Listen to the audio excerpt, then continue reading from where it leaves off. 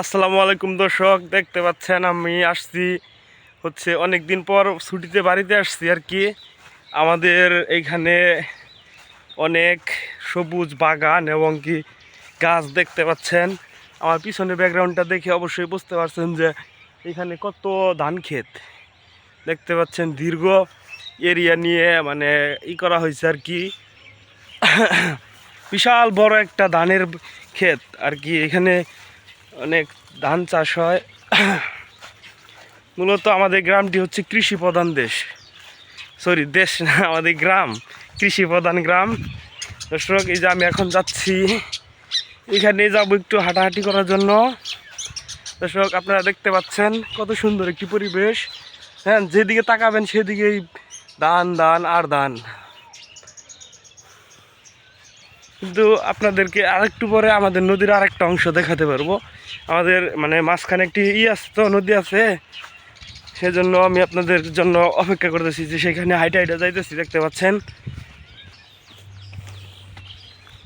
কি অপরূপ পরিবেশ। অনেকদিন পর আসলাম তো গ্রামে, ঈদের ছুটিতে আসছি। দর্শক, দেখতে পাচ্ছেন কত সুন্দর পরিবেশ।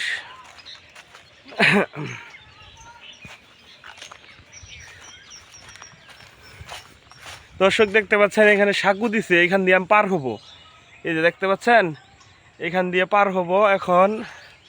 দেখি আপনারা দোয়া করে নাম যেন আবার পানিতে পিছলা না পড়া যায়। আল্লাহ গো,